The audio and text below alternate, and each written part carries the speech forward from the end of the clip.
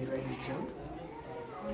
చక్కటి వైరాగ్యంతో కూడిన భజనను కూడా మీరు విన్నారు. తాత్పర్యం ఏంటంటే మనిషి ఆఖరికి సాధించవలసింది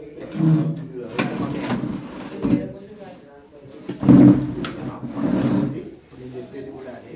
అనిత్యాని శరీరాన్ని విభవః నైవ శాశ్వత నిత్యం సన్నిహితే మృత్యు కర్తవ్యో ధర్మ సంగ్రహ. అంటే శరీరం, మనం ఏదైతే ఈ శరీరాన్ని ధరించి ఉన్నామో అనిత్యాని, ఇది నిత్యము కాదు. ఎప్పుడు నిత్యము అంటే శాశ్వతంగా ఉండేదాన్ని నిత్యము అంటారు. అనిత్యం అంటే అశాశ్వతమైన దాన్ని అనిత్యము అంటారు. ఈ శరీరము ఎన్ని రోజులు ఉంటుంది? ఎక్కువ 100 సంవత్సరాలు ఉంటుంది. ఆ తర్వాత ఇది ఉంచుకుందామన్నా ఉండదు. కాబట్టి దీని అనిత్యం. అనిత్యాని శరీరాన్ని, ఈ శరీరము అనిత్యమైనటువంటిది, శాశ్వతమైనది కాదు. విభవః నైవ శాశ్వత, మరి ఈ సంపదలు శాశ్వతమైన అంటే ఇవి కూడా నైవ శాశ్వత, ఇవి కూడా శాశ్వతం కాదు. ఇవి వస్తూ ఉంటాయి, పోతుంటాయి. చలమి ధనము, చలమి ధనము చలం చంచలమైంది, అది కూడా ఎప్పుడు ఒక చోట ఉండదు. విభవ నైవ శాశ్వత నిత్యం సన్నిహితే మృత్యు. మృత్యు ఎప్పుడు కూడా మృత్యు మన వెన్నంటే ఉంటుంది, మన వెనుకనే ఉంటుంది. మనం చూస్తున్నాం మన వార్తలల్లో యాక్సిడెంట్లు అయిపోయి చిన్న పిల్లలు వాళ్ళకు రైలు సమయం ఎత్తిపోయిందని చెప్పి బస్సులో ఎక్కించారు 3 పిల్లలు. అనుకోకుండా పిల్లలు వచ్చేసింది, ఆ కంకర వాళ్ళ మీద అంటే చెప్పేది ఏంటంటే మనిషికి ఎప్పుడు కూడా మృత్యు వెన్నంటే ఉంటుంది, ఎంబడే ఉంటుంది. నిత్యం సన్నిహితే మృత్యు. మరి ఏం చేయాలి? కర్తవ్య ధర్మ సంగ్రహ. మనిషి ఎప్పుడు కూడా ధర్మాన్ని సంగ్రహించాలి. ధర్మోహితేషాం అధికో విశేష. మనిషి లోపల ఒక ధర్మం ఒకటే ఎక్కువగా ఉంది. మిగతా ప్రాణులకు మనకి తెలియదు. పశువులన్నీ, మనం కూడా ఉన్న పశువులు ఉన్నాయి. పశువులన్నీ ఆహారం తీసుకుంటున్నాయి, మనం కూడా ఆహారం తీసుకుంటున్నాం.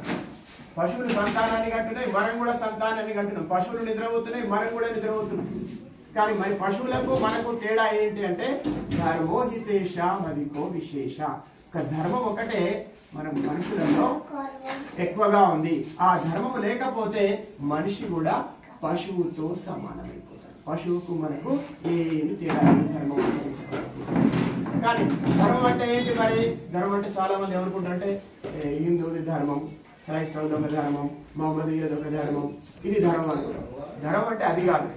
ధర్మం అంటే సర్వకాలాలలో, సర్వ అవస్థలలో ఎప్పుడు కూడా ఒకే రకంగా ఉంటది, మార్పు ఉండదు. అది సార్వభౌమికము. అది అరేబియాలో ఒక రకంగా ఉంటుంది, అరేబియా కంట్రీస్లలో, భారతదేశంలో ఒక రకం అట్లా కాదు. ఇది శాశ్వతమైనటువంటిది, సత్యమైనటువంటిది, నిత్యమైనటువంటిది అనే ధర్మం అంటాం. అంటే ఇప్పుడు తల్లి, తండ్రి, పుత్రుడు ఉన్నాడు. పుత్రుడు తల్లికి సేవ చేయడం ధర్మం. ఒక ఆచార్యుడు ఉన్నాడు, విద్య చెప్తున్నాడు శిష్యునికి. అతని పట్ల గౌరవ భావాన్ని కలిగి ఉండడం, అతనికి దక్షిణ ఇవ్వడం, అది ధర్మం. మనం ఒక ఇంట్లో కిరాయి ఉంటున్నాం, ఆ కిరాయి కట్టడం ఒక ధర్మం. ధర్మం గురించి చెప్తే చాలా ఉన్నాయి శాస్త్రాలలో. ఏమంటాడు?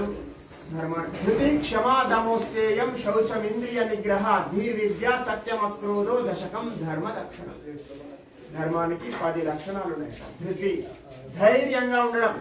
ఎటువంటి ఆపద సమయం వచ్చినా సరే మనిషి ధైర్యాన్ని కోల్పోకుండా ఉండడం కూడా ఒక ధర్మం యొక్క లక్షణం.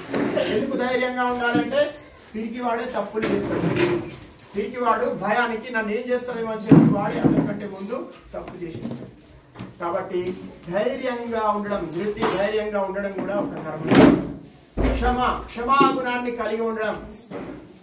ఎవరైనా ఏదైనా తెలిసి తెలియక తప్పు చేసినప్పుడు అతన్ని క్షమించడం, అది కూడా ధర్మంలో ఒక భాగం. అంటే నీకంటే బలవంతుడు నిన్ను హింసిస్తున్నప్పుడు నీవు అతన్ని ఏమి చేయలేక అతన్ని వదిలిపెడితే అది ధర్మం కాదు, అది క్షమ కాదు. క్షమ అంటే నీకు ఎదుటి వ్యక్తిని శిక్షించేటువంటి శక్తి, సామర్థ్యం ఉండి కూడా నువ్వు అతన్ని వదిలిపెడితే అది క్షమ అవుతుంది, అది ధర్మం. దమ అంటే మనసును నిగ్రహించుకోవడం. అస్థేయం, స్థేయం అంటే దొంగతనం, అస్థేయం అంటే దొంగ అంటే వస్తువు యొక్క యజమాని యొక్క అనుమతి లేకుండా ఏ వస్తువును కూడా మనం తీసుకోకుండా ఉండడం, ఇది ధర్మం యొక్క లక్షణం. శౌచం పవిత్రంగా ఉండడం, అంతఃకరణ పవిత్రత, బాహ్య పవిత్రత, శరీరం పవిత్రంగా ఉంచుకోవడం, మనసును కూడా పవిత్రంగా ఉంచడం. ఇంద్రియ నిగ్రహ, మన ఇంద్రియాలు ఉన్నాయి, పంచ కర్మేంద్రియాలు, పంచ జ్ఞానేంద్రియాలు ఉన్నాయి. ఇవన్నీ కూడా గుర్రాల్లాగా పరిగెడుతూ ఉంటాయి. నాలుక మంచి రుచిని కోరుతూ ఉంటుంది, కన్ను మంచి దృశ్యాన్ని చూడాలనుకుంటుంటుంది, చెవులు మంచి శబ్దాన్ని వినాలనుకుంటూ ఉంటాయి. కానీ వాటిని ఎంత అవసరమో అంతనే వినియోగించుకొని ఆ ఇంద్రియ సుఖాలలో, భోగాలలో మునిగిపోకుండా ఇక ఇంద్రియాలను మన ఆధీనంలో ఉంచుకోవడం, మనం ఇంద్రియాల ఆధీనంలో ఉండకుండా మన ఆధీనంలో ఇంద్రియాలను ఉంచుకోవడం కూడా ధర్మం యొక్క లక్షణం. ఈ విధంగా ఇంద్రియాలను ఆధీనంలో ఉంచుకున్నట్టయితే సమాజం అంతా కూడా సుఖంగా ఉంటుంది. కాబట్టి ఇంద్రియ నిగ్రహ, ధీర్విద్య, సత్య, ధీ బుద్ధి, బుద్ధిని పెంపొందించుకోవడం, బుద్ధి నాశనమైనటువంటి పదార్థాలు తీసుకోకుండా ఉండడం, విద్యను అభ్యసించడం. పరా అపరా అనేటువంటి రెండు రకాల విద్యలు ఉంటాయి, చాలా సంక్షిప్తంగా చెప్పింది. సత్యం, సత్యం మాట్లాడడం, ఉన్నట్టుగా చెప్పడం. మనం సత్యనారాయణ వ్రత కథ చెప్పుకున్నాం, కథ చెప్పుకొని విడిచిపెట్టాలి. కథ అంటే ఉదాహరణకు సత్యం మీద ఉండడము, సత్యమే భగవంతుని యొక్క స్వరూపం. కాబట్టి ఉన్నట్టుగా మాట్లాడడం, అది సత్యం. ఉన్నట్టుగా మాట్లాడినా కూడా మళ్ళీ ఎదుటి వాళ్ళకు బాధ కలిగించకుండా మాట్లాడాలి. ఉదాహరణకు కుంటి అని ఉన్నాడు, గుడ్డి అని ఉన్నాడు, ఓ గుడ్డి అని కర్రా అంటే అది కూడా సత్యమే, కానీ అట్లా మాట్లాడాలి. సత్యం బ్రూయాత్ ప్రియం బ్రూయాత్, సత్యం మాట్లాడి అది మళ్ళీ ప్రియంగా మాట్లాడాలి. అక్రోధ, కోపం లేకుండా ఉండడం, దశకం ధర్మ లక్షణం. ఈ విధంగా ఈ 10 లక్షణాలు నేను ఏదైతే చెప్పినా అవన్నీ ధర్మాన్ని పాటిస్తే, అవన్నీ ఆచరిస్తే ధర్మాన్ని ఆచరిస్తున్నట్టుగా లెక్క. యజ్ఞం చేస్తే ధర్మాన్ని ఆచరిస్తున్నట్టుగా లెక్క. కాబట్టి మనం అందరం మనుషులం కాబట్టి మన ఎంబడి ఏది రాదు కాబట్టి మనం చేసుకున్నటువంటి ధర్మమైన మన ఎంబడి వస్తుంది కాబట్టి ఇటువంటి ధార్మికమైనటువంటి పనులు చేయడం మన యొక్క అందరి బాధ్యత, కర్తవ్యం. అటువంటి పని మీరు ఈరోజు చేసినందుకు మీకు నా తరఫు నుంచి కృతజ్ఞతలు, ధన్యవాదాలు. ఇంకా భగవంతుడు ఎప్పటికీ కూడా అన్ని రకాలుగా ఐశ్వర్యము, సుఖము, సమృద్ధి కలిగించాలని చెప్పి కోరుకుంటూ ఈ యజ్ఞం మీద కూర్చున్నటువంటి యజమానులకు ఆశీర్వాదం ఇస్తూ మొదలవుతూ కార్యక్రమాలు